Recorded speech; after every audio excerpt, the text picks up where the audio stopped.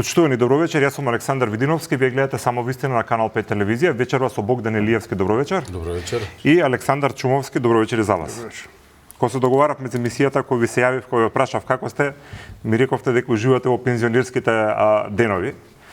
Некој велат дека кога сме малце понастрано од сите процеси, дека некогаш можеме и пореално и пообјективно да ги видиме работите и да ги анализираме. Се согласувате со тоа? Јас да ти кажам право, Александар, хедонист бев и кога мрачно беше да се гледа, а и сега кога сум окупиран со моите внуци. Така што за мене прашањето на политиката е прашање во кое се инволвирам до степен да можем и да се заштитам. Во ред. А како гледате на најавината средба лидерска утре помеѓу Филипче и Мицковски? Што можеме да очекуваме како граѓани од тоа што треба да донесе? Предполагам дека знаеш дека сум сведок на најмалце 20 на такви лидерски средби. Мојата појдена позиција е што во секој случај и секаде тие беа иницирани од СДСМ. И тоа за мене е некаква симптоматологија на партиската историја, а во актуелниот миг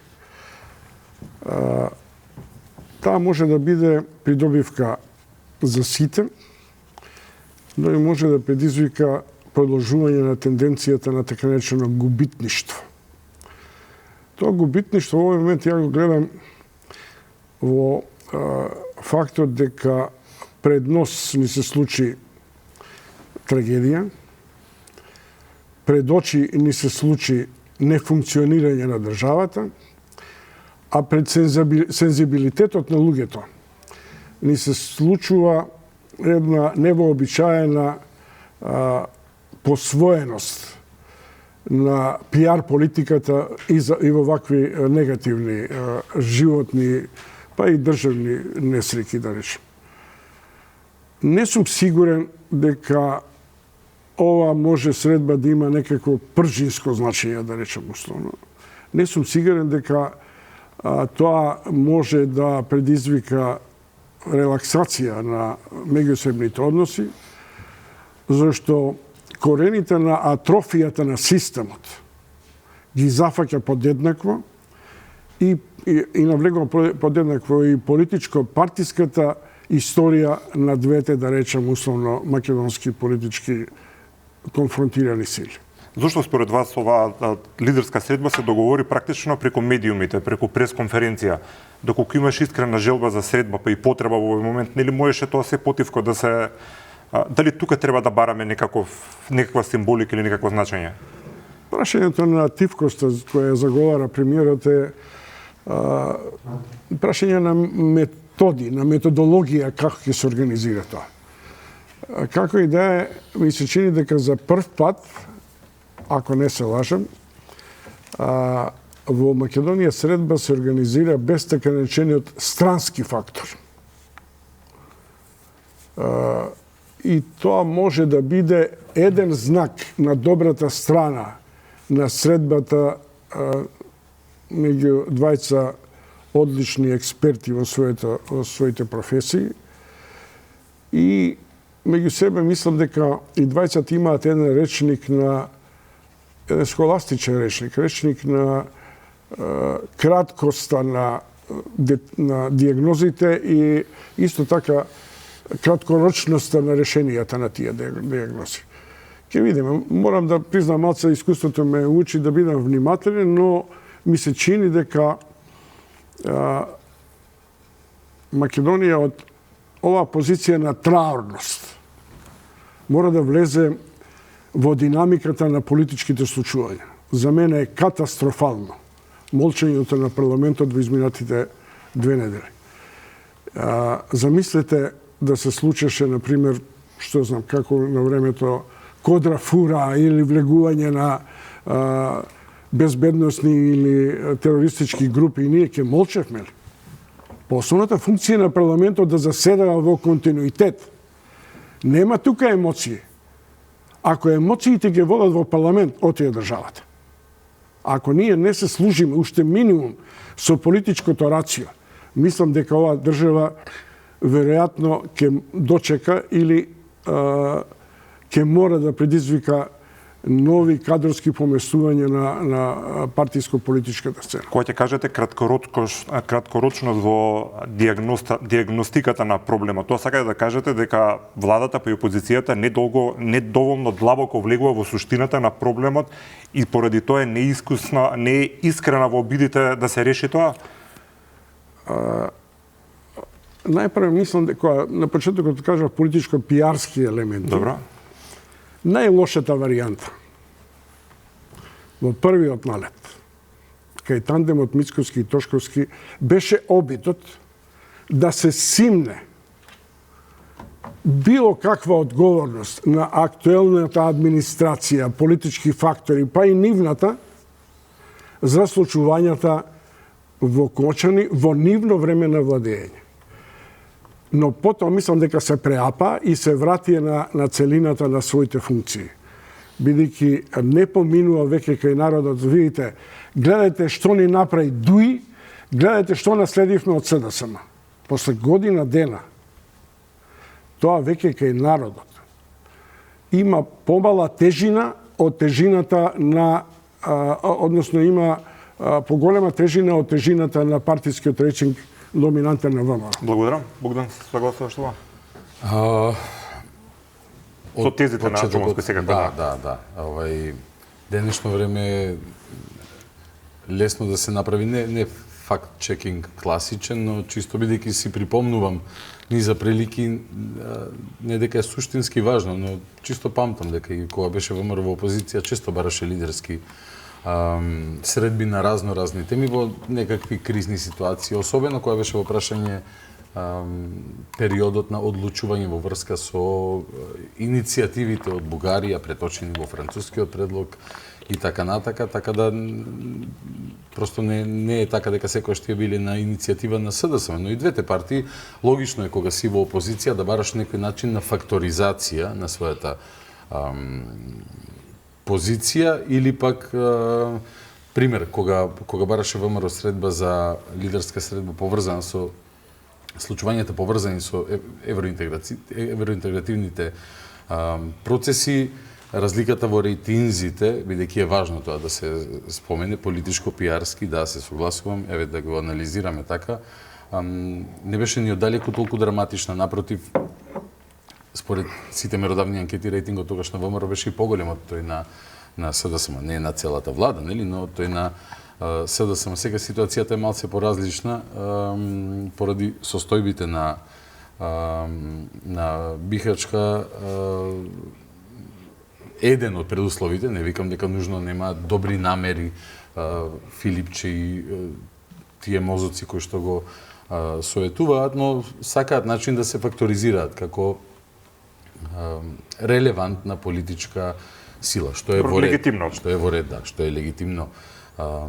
Се разбира каков ќе биде епилогот, колку е искрена намерата да, бидејќи како што разбрав, немав прилика да ја проследам целата пресконференција на Венко Филипче, сака да се зборува за стратешки политики за земјата во идните 2 децении. Значи, не адресираме некаква конкретна криза, него она состојба на константна криза во која што се наоѓа Македонија и драматичната ерозија на системот која што е резултат на сето она што се случувало децении назад во земјава. Така да подготвеноста на премиерот, фатив некоја изјава диагонално гледајќи сега дека е подготвен и на полнок, што е зборот да разговараат, го гледам како подготвеност буквално, дека во рете можеби е време на конструктивност во Македонија, бидејќи сите во својот живот бар во една прилика сме го кажале тоа, дека е добро за стратешки прашања, за стратешки политики,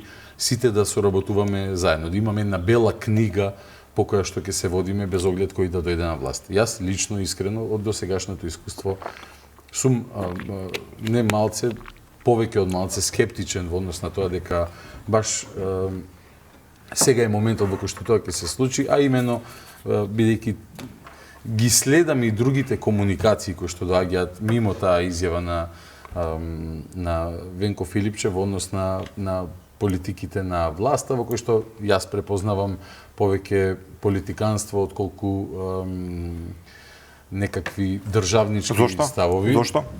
Па затоа што, не знам, уште на пресконференција не чувме дека и ChatGPT побарал оставка од Панче Тошковски, чисто како пример зборувам. Претходно тоа се случуваше 15 пати тие бара оставка од него, уште, не знам, месец-два откако беше на функција, не 8-9 месеци како што е сега. Пример за денот на палењето на албанското знаме, беше барана оставка од Панче Тошковски, односно се тргнува од една позиција дека просто човекот треба да е како некоја семоќна сила и да го спречи секој криминал пред да се случи. Тоа, ако некој знае како тоа се прави во светот, Џон Ленон веројатно ќе воскресне и ќе рече еве за ова ви зборувам во мојата Imagine. Но не се, ќе видиме што ќе се случува утре во 14 часот. Тоа ќе биде во однос на, би сакал да прокоментирам за оно што го кажа господинот Чомовски, обид да се симне одговорноста, ако добро запишав, кога седам карши Барт морам да си запишувам за да не погрешам нешто. Ти кога Никола Груевски, кој седеше спроти мене во интервјуто, земба 3 А4 формати и пишуваше. Ја го прашав зашто пишуваш, па вика ти знаеш да поставиш 4-5 тези да ги запамтам. Ова ќе го доживам како комплимент, фала ви. Немам такви амбиции, нити сум имал некогаш, не се. Околу обидот да се симне одговорност или не. Не знам какво би било тоа друго сценарио во кое што ќе поставиме тезата која што е барана во пресконференциите на СДСМ, на Левица и на ChatGPT, како што вчера читавме во колумна на колегата Љубиша Николовски, дека, не знам, Тошковски требало да понесе оставка. Добро, хипотетички, дента се случува ова и тој ќе поднесе оставка. Што се прави тоеш? Влада на национален спас поради трагедијата во Кочани на 8-9 месеци по избори. И зошто тука, како да, не викам од вас, него од политичките чинители, например Дуи, како да пошто-пото сакаат да го одбранат Крешник Бектеши, може би ќе се одбрани самиот на суд, така. Сепак истрагата ја води републичкото, односно основното јавно Богдан, извини што ќе те прекинам, само малце конкретно сакам околу искреноста во процесите. Конкретно кажа господинот Чумовски дека тој видел елементи на неискреност на првиот одговор на владата, ги посочи премиерот и министерот за внатрешни работи, односно да се направи пиер обид да се оттргнат одговорноста од себе. Неискреност на дијагнозата, иначе. Не дијагнозата, добре. Кои се твоите аргументи зашто тоа не е така? Ако се ставаме веќе во улога на истражни органи, окей, не може да го игнорираме фактот дека известната дискотека на хоророт, куќата на смртта, како и да се наведува, функционирала во дупките на системот па колку повеќе 12-13 години. Не може да го игнорираме фактот дека за прв пат добиле лиценца за работа во 2021 година. Не може да го игнорираме фактот дека објективно, за ова не треба форензика, дека не ги задоволувала основните услови за бавење со таа дејност. А сепак во 2021 година добила некаква лиценца. Ради ковидот таа автоматски им се продолжила за уште една година. Во 2023 година, чинаме поради која што и Крешник Бектеши е опфатен од истрагата, таа лиценца им е продолжена, 24 година им е фалсификувана. Убаво би било ако може со едно дугме да се средат сите работи, ако сега ние во овој момент стекнеме моќно управување во оваа држава, ќе стиснеме едно магично дугме и се ќе се оправи, се ќе се детектира и се ќе се санира, меѓутоа работите не се такви за нешто што е таложено децении и децении. Треба минимум искрена волја, а после тоа за да се операционализира сиот тој процес на репарација, ресет, обнова или како да го наречеме на системот на кој што декларативно сите му објавивме војна откако се случи тој хорор, сепак тоа треба некако да се спроведе на терен. И не гледаме сега градоначалници излегуваат и кажуваат дека не знам од 800 згради 799 не ги задоволуваат сите стандарди кои се пропишани Со закон. Може би тука во некоја зграда Мислите некои основните не ги исполнува? Добро, веројатно во основните спаѓа и тоа да има црево во хидрантите, да има пристап до Бог пожарна да дозволи возила. само малце. Зошто мислиш дека оставка на министерот за внатрешни работи би значила политичка криза или дека тоа баш е недозволиво од било кого? Не мислам, не го реков тоа. Па рекоте како после пред само 9 месеци треба оставка да даде. Значи, само да те потсетам. Ајде. На вакви случувања на Балканот од последното кај што падна српската влада во Нови Сад, после Нови Сад, до она претходна со Букуреш кај што падна целата влада. Да те потсетам дека дури и во времето на демократскиот почеток на Македонија, ние имавме доблесен политичар кој после авионската несреќа 12 часа после тоа си поднесе оставка. Прашањето е што тоа се смета во ВМРО некако обид да не ескалира ситуацијата, туку како обид за напад врз партијата. Тоа е основната работа. Од тука беше мимикријата од политичките реакции кога ни Тошковски, ни Мицковски не го дадоа градоначалникот на Кочани. Не го дадоа. Се обидоа дури да го амнестираат, иако нема потреба од тоа, за да после биде тој единствениот кој завршува во притвор. Според тоа, прашањето на одмереноста на политичките изјави припаѓа на политичката зрелост на тие што тоа го прават. Можам да разберам за Тошковски кој влезе допрва во овие политички машинери, но за Мицковски тоа не беше најефективно. Тоа е едната работа. Второ, прашањето на политичката честност во Македонија е изгубена од општествениот и политичкиот амбиент. Ние не разговараме со критериумите на политичката етика или на општествената честност во создавањето на нови вредности. Кочани, рекох, ни се случува под нос. За Кочани веројатно имаат одговорност и оние кои заборавија дека тамо беше средиштото јадрото на франкфуртската мафија и на детонатор, на полициските елити и личности кои се занимаваа со лихварство, со, како се кажат, автомати и така натаму. Тие што имаат обврска да следат и да анализираат политичко-безбедносни аспекти, вклучувајќи го и челништвото на МВР, морале да дадат сигнали. Тоа да се следи. Директорот за јавна безбедност ме интересира дали воопшто добил информација, белешка што инако секојдневно началниците се должни да ги испратат до централата.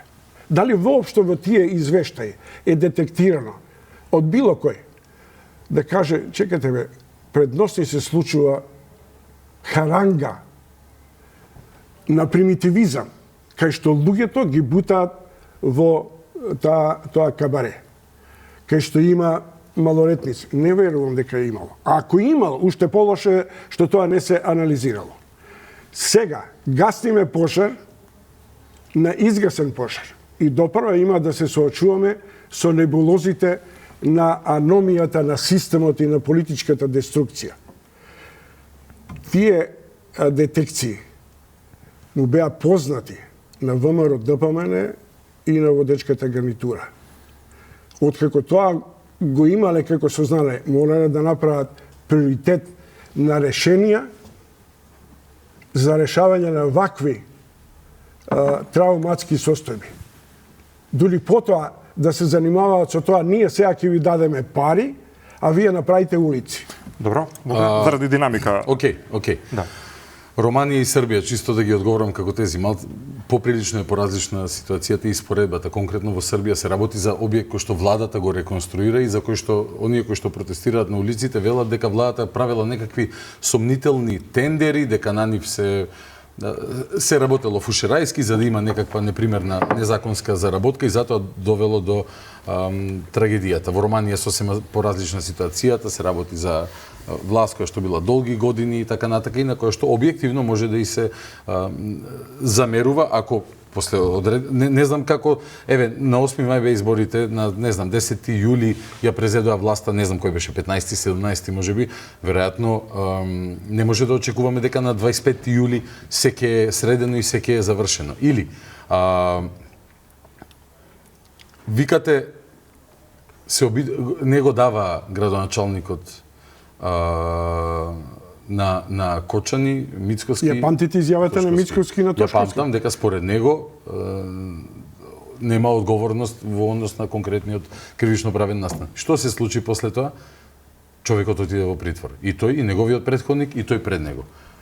Затоа што истрагата, која што е очигледно во овој даден конкретен случај, личи независно, ќе видиме како тоа накрај ќе изгледа, утврдила дека сепак е потребно да се истражува потенцијалната одговорност кај овие лица. Јас се обидував да се распрашам околу ингеренциите на локална самоуправа, можеби тоа сте го направиле и вие, тоа е инстинктивно дејство и сватив дека постојат премногу сиви зони во однос на закони кои што се подудараат едни со други и така натака. И утреден сето тоа ќе го видиме на суд. Кој конкретно имал за нешто одговорност, ја презел, не ја презел и така натака. Зборувам за одговорност директна, смисол не постапено по одредена позиција. Може да се случи дел од овие 34 да бидат ослободени. Може да се случи да има можеби уште нови 34. Просто за разлика од случаите со модуларната болница, Ласкарци, Беса Транс, гледаме дека нешто се случува и тоа во моментов делува според мене прилично кредибилно и јас сакам као граѓанин да видам каде тоа ќе води и што ќе се случи. Преки суд е лесно да биде секој од нас. Инаку, ја не употребувам преки суд. Дозволете, не реков дека ви употребувате. Туку, а второ, се обидуваш со речникот на дневната политика да ми спориш. Не ви спорам, вие рековте дека... Ја не ти го одземам тоа право. Меѓутоа, од тебе очекувам дека ќе се надраснеш како новинар, како водител на емисија. Добро. Над реториката на актуелните водители на државата, за да може да разговараме со гласот на луѓето кои допираат и до тебе и до мене. Океј, Тоа е основната работа. Инаку, ако ја употребиме оваа динамика, не сакам да се сведам на одбрана или исклучиво ексклузивен напаѓач на ВМРО. Супер. До мене допира гласот, зошто немаше ваква ерупција на граѓанско незадоволство после горењето на живи луѓе во Тетово. До мене допира тој глас. Ја знаете ли како размислува во тој момент? Ајде да видам што државата ќе преземе за да го расчисти. Нема првичен импулс да излезам и улична правда да спроведувам. Ако зборуваме за политичка честност, етика и така натака, нешта кои вие ги спомнавте. Тогаш имаше зборуваме за објект на државата, објект на Министерството за здравство, во кој што горат живи 14 луѓе. И сега, тогаш остававме истрагата да утврдува факти и така натака, сега зборуваме нешто друго од една друга позиција, од една друга дистанца. Јас го имам секој право на светот не да преиспитувам нечии побуди, него просто да ги изложам јавно нештата кои што и допираат до мене и јас лично ги мислам. Без немам намера или, не знам, во ова тетрадче запишувам што слушам, немам смерници што треба да зборувам. Јас го кажувам она што го мислам. Немам проблем отворено да разговараме за се. Јас сакам секој еден човек кој што е одговорен директно за трагедијата во Кочани да сноси одговорност. Секој еден човек до последен. И затоа се надевам дека оваа истрага, бидејќи покажа обвинителите дека знаат да работат кога за жал се случува национална трагедија, ослободени од разни бремиња, не знам, предпоставувам, така личи, така изгледа, да не фрламе прашина и прав. Не дека не треба поставуваме прашина, апсолутно дека треба. Меѓутоа, ако од старт ја квалификуваме како селективна, како што ја квалификуваат СДСМ и ДУИ, секој од своја перспектива. И како се утре ден, што ни утре ќе зборуваме на лидерска средба за идните 20 години. Еве, вас не ви ли личи дека, еве, ако градоначалникот на Кочани и двајца се градоначалници кои што биле од ВМРО да помене, така, Радко, како и да се презиваше, Димитровски и Сарамандов. Не Сарамандов, Папазов. Илиев од СДСМ. Папазов, Лјупча. Папазов. Двајца градоначалници од ВМРО се во офатени со истрагата, еден е во ефективен притвор, другиот е во куќен притвор. Зошто Коцевски би ги поштедил други, ако проценил за нив дека им... Не сакам сега да раскажувам разни муабети, впечатоци од колеги новинари кои што имале прилика да разговараат со другиот. Не сакам сега више да спорам, јас сакам да искажам една теза. Ми се чини дека длабочината на истражните дејства е еден огромен товар и предизвик за премиерот и за оваа владеешка гарнитура. Товар е, а и предизвик заради тоа што ако од тамо почне длабочинското копање на каналите на мафијата, откривањето на каналите на мафијата, на перверзноста на општественото и политичко действување во кое пред нос на градоначалникот му се случува ова што му се случува и он шета по улиците и гледа, бе, што е ова шупава, пред нос ми е, нема блага врска. Има една мимикрија на тој план. Или ќе се доведеме во ситуација не сегашните обвинители да си ја оправдат или да си ја заработат, да си го заработат следниот мандат. Ако останувањето на Коцевски, Бубевски и Абази и не знам кој биде на таа рамниште, тогаш нема ништо од зрелоста на истражните дејства и откривањето на вистината. Ако тамо не се открие вистината на интегралната поврзаност на традиционалните мафијашки структури кои допираат до врвот на МВР, не само тука, со години, со децении наназад, тогаш од оваа држава нема правна држава. На крајот на криштата, ние сме сведоци дека од МВР се крадеа дрога. Ние сме сведоци на актуелниот миг, што е абсурд во обезбедувањето на премиерот да биде пар екселанс криминалец, кој тргува со информации кои се од најстрога доверлива ситуација. Која е таа, условно да кажем, будала, која може да си дозволи луксус, да му даде на Сарамандов, мислам, кај се вика. Не знам, аз така некако. Да се. Иницијалите ги тоа не памтам. ти текнува, ама на други работи ќе ти Ке текнува. изгуглам веднаш Чомуски. Изгугла, би било добро да изгуглаш. Затоа што тие рецидиви се континуитет во МВР и тие се етаблирани како дел од политичко-полициското мафијаштво, кои се заштитници на олигархијата, на либералната на противници на либералната економија и на слободното говорништво и новинарство. Ангел Сарамаков е името на човекот кој што требало да земе според нели она што го добивме од обвинителството како извештај 50.000 евра за одавање некакви службени тајни. Ја не знам дали е точно, ама ако е тоа симптоматологија, тоа го вели обвинителството, да. Добро, ако Она што е за апсолутно поздравување е доказот дека не е обезбедување на премиер, свети обезбедување на премиер да е, ако биде фатен во кривично дело дека ќе одговара. Јас се обидувам да разберам дали ние замислуваме некаков идеален свет без криминал. Не постои такво нешто, не постои таква држава во светот. Дури и во Северна Кореја верувам дека има некаков криминал кој што е санкциониран согласно нивниот референтен систем на различен начин. Јас тука не можам да го разберам инсистирањето, на пример, еве, ајде за Панче Тошковски зборуваме за улогата на министерот за внатрешни. Оставете го Панче Тошковски, го спомнавте јас имам лични симпатии кон човек кој исклучително брзо се етаблира. Во ред, но зборувате дека требало да понесе некаква одговорност. Јас зборувам за на крајот на криштата. Не мора он да поднесе одговорност. Јас да сум министер на целокупната вертикала на јавна безбедност ке барам решение. Не може да бидат суспендирани и под истрага 6 регионални полицајци. Добро. Поставени сега во актуелниот миг. Добро.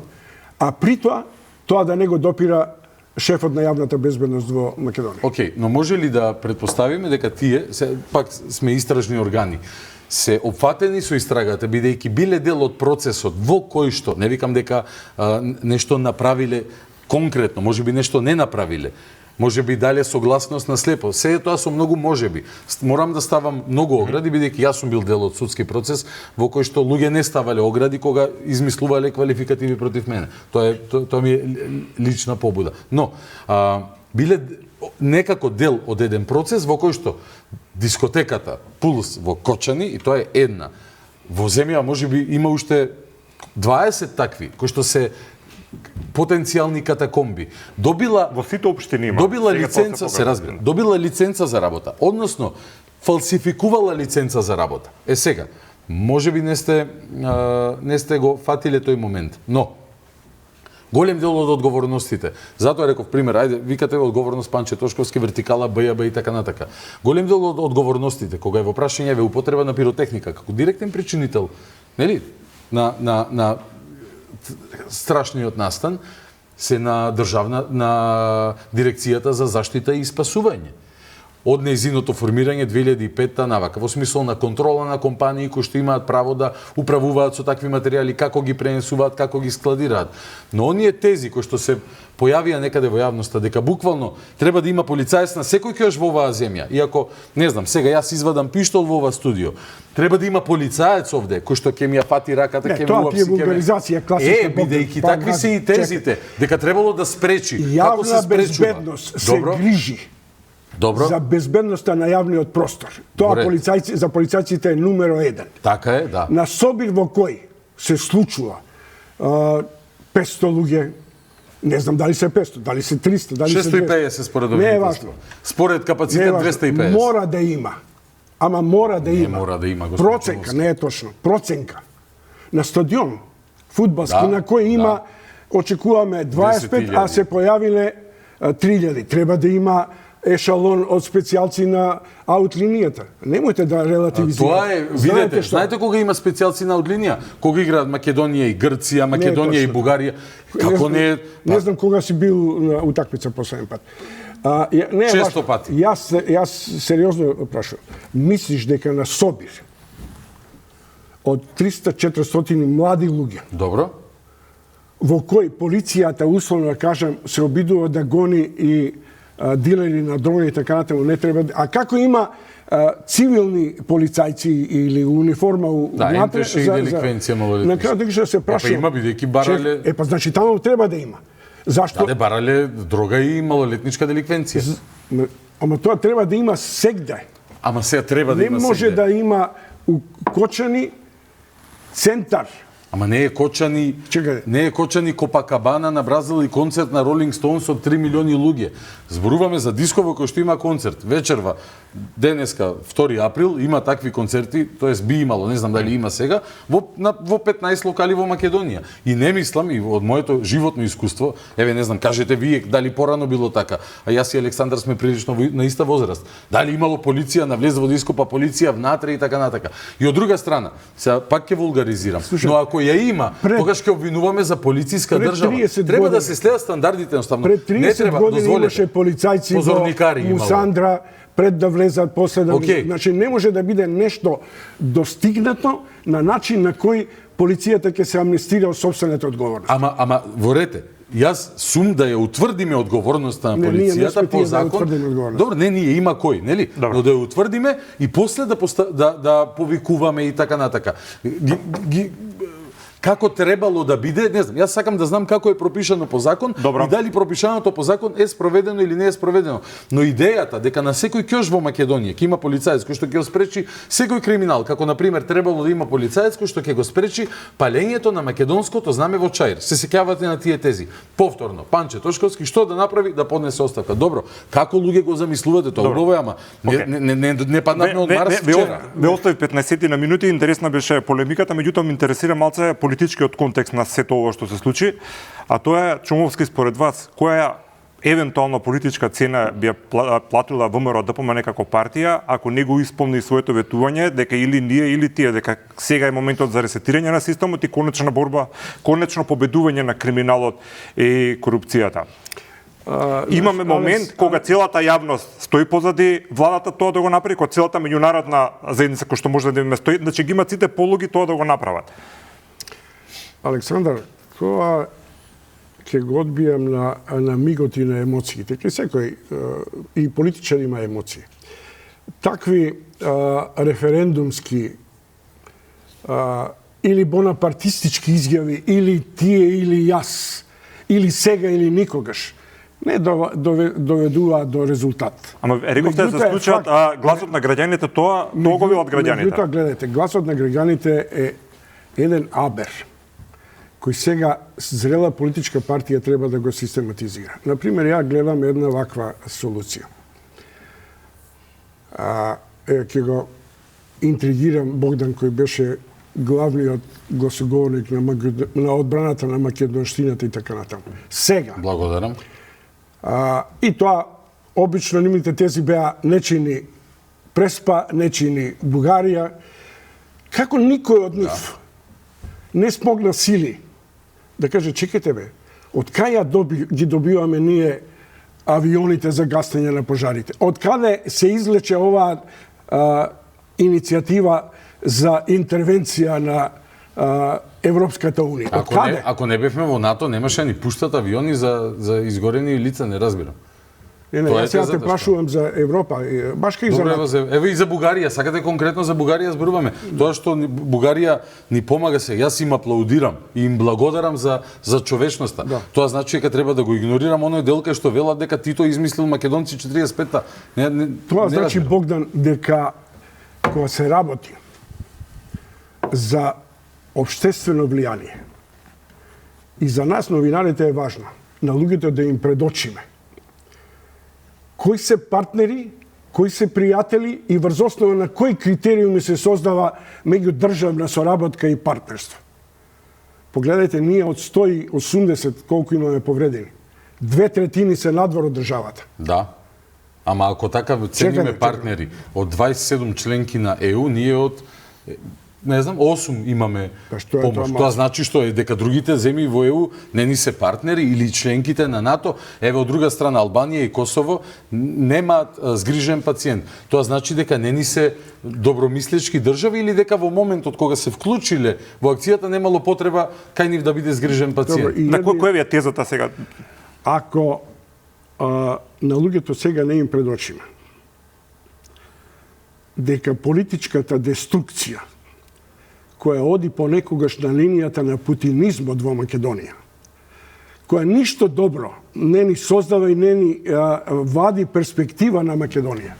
И на луѓето сега во Кочене да им кажеме, гледајте, благодарејќи на ова што ни излега во пресред, нашите пријатели од Европска Унија, од соседство, се придобивките што оваа држава, не оваа влада, не онаа претходната, оваа држава ги стекнува врз основа на континуитетот на оваа политика на ЕУ и на НАТО. Тоа е важната компонента.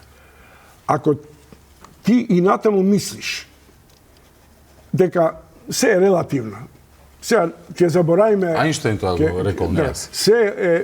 Ќе заборавиме сега што се случува со Бугарија, со ова, и дека ние и натаму ќе се обидеме да си ја тераме старата пракса, мора да им дадеме право на нашите македонци во Грција и во Бугарија, и дека тоа е реперот за стабилноста на нашите политички односи. Тоа значи дека ние не го гледаме мигот. Има уште една многу важна констатација во момент. Ово што нам сега ни се случи во помошта, нема само солидарност, нема само хуманост. Има една многу важна детекција која оди по линијата на геостратегијата. Та линија на геостратегија и на Мицкоски сака да му каже дека имаш пријатели надвор од триаголникот Будимпешта, Белград, Скопје. Ако тоа не го разбереме, ние не ќе можеме ова мала држава со испостено население да го подготвиме за начин на кој треба да си ги решаваме проблемите внатре. Еве сега ни се случува травматска Кочани. Ако и на тоа премолчиме, нема перспектива. Ја не сум фаталист као некој политичар кој вика сега ако не направиме ја нема Македонија. Не, Македонија била со многу кризи, вклучувајќи и ова. Ништо помалку кризите не беа 2001, 1999 година и така натаму. Меѓутоа, јас сум приврзаник на тоа дека сега владата треба да добие подршка не на загребувањето на каналите на мафијата, туку на багерско копање и влегување внатре, во есенцијата, за да не може да ни се случи детонатор, франкфуртска мафија, скопска мафија, албанска мафија. Ако тоа не го направиме, нам ни предстои старото правило државата има мафија.